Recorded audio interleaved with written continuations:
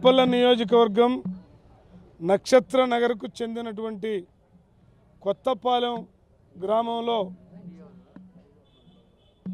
150 ఎకరాలు వన సంరక్షణ సమితికి సంబంధించినటువంటి భూమిని వైసీపీ అండతోటి అక్కడ ఉన్నటువంటి స్థానిక పెద్దలు వన సంరక్షణ సమితిని తరిమి కొట్టి 150 ఎకరాల భూమిని కబ్జా చేయాలనేటటువంటి తలంపుతోటి భయభ్రాంతులకు గురి చేస్తూ ముందుగా ఆ 150 ఎకరాల్లో మైనింగ్ చేయటం మొదలు పెడితే ఆడున్నటువంటి అధ్యక్షులు విజయలక్ష్మి ఇతర కమిటీ సభ్యులంతా వెళ్ళి అడ్డగించి ఇది భావ్యం కాదు, ఇదంతా మా వన సంరక్షణ సమితి అని గట్టిగా మాట్లాడి అడ్డగిస్తే ఆ అడ్డగించినటువంటి ప్రధానమైనటువంటి నాయకురాళ్ళు ఇద్దరిని ఆ ఊరు నుంచి గ్రామ బహిష్కరణ చేసేటటువంటి ఆటవిక పద్ధతుల్లో ఆ గ్రామంలో కొనసాగుతూ ఉంది.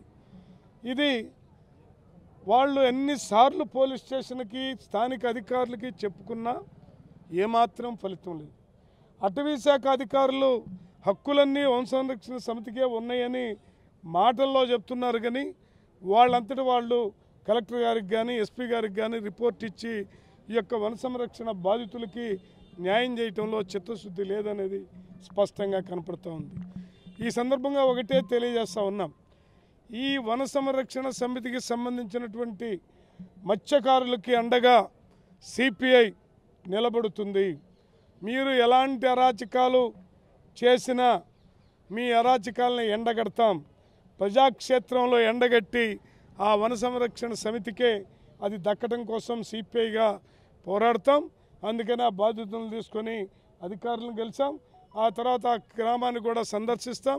మొత్తం మీద వీళ్ళకి న్యాయం జరిగేంత వరకు కూడా అవసరమైతే అన్ని రాజకీయ పార్టీలను కూడా కలుపుకొని ఉద్యమాన్ని. సార్, నాగిడి విజయలక్ష్మి అండి నా పేరు. నిజాంపట్నం మండలం కొత్తపాలెం పంచాయతీ నక్షత్ర నగరం గ్రామం మాది.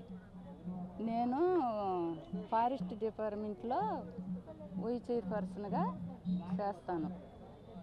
వైసీపీ నాయకుళ్ళు మట్టి అమ్ముకుంటున్నారు.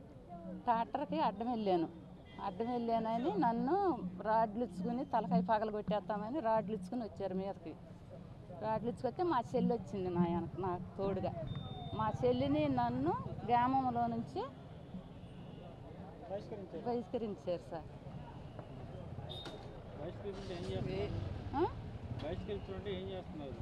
అంటే ఏమన్నారంటే ఆమెతో పలకొద్దు, పాలు అమ్ముతాను నేను, పాలు పోంచుకోవద్దు, కొట్లు కడక రానివద్దు, మంచినీళ్ళకి వెళ్ళనివ్వద్దు, మంచినీళ్ళు ఇవ్వద్దు.